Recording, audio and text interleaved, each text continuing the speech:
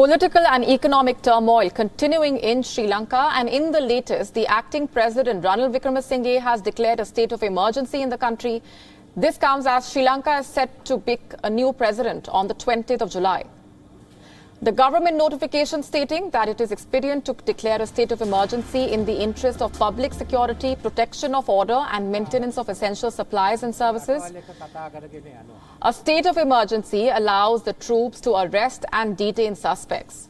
It also allows the president to make regulations overriding the existing laws to deal with any unrest. The opposition leader Sajid Premadasa has said that imposing an emergency is a draconian act. Sri Lanka's parliament met on the 16th of July to begin the process of electing a new president. The parliament will elect a new president on the 20th of July. The president will be in power for the remainder of Rajapaksa's term, which ends in November 2024. The way things stand, the acting president, Ranil Wickremesinghe, is one of the top contenders to take over as full-time president. However, his ties with the ousted president could lead to further unrest in the country. Police and the military have already stepped up security ahead of Wednesday's vote to elect a president. Meanwhile, Gotabaya Rajapaksa said that he took all possible steps to prevent such an economic crisis. He fled the country on the 13th of July. He flew to the Maldives and then to Singapore after thousands of protesters occupied his official residence and offices.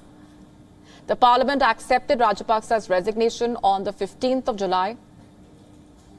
Sri Lankan citizens have been enduring severe shortages of essentials since last year. This comes after the country ran out of foreign exchange to finance even the most vital imports. The country defaulted on its $51 billion foreign debt in mid-April. They are in talks with the International Monetary Fund for a possible bailout.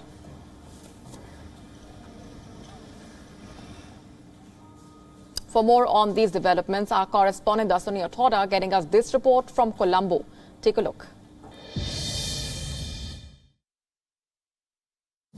Sri Lanka's acting president and one of the potential frontrunners for the upcoming all-important presidential election, acting President Ranil Wickremesinghe today made an interesting remark noting that the long-overdue Easter attack investigations will now be investigated with the help of the authorities and investigative officials in the United Kingdom.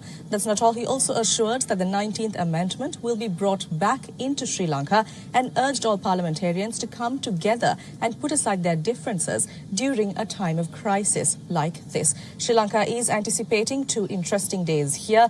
Tomorrow and the day after, where on the 20th of July, Sri Lanka is set to have a new executive president following a parliamentary poll to select the successor of President Gotabaya Rajapaksa. Stay with WION as we track the very latest here in Sri Lanka. Reporting from Colombo, I'm Dasani Athoda. WION now available in your country. Download the app now. Get all the news on the move.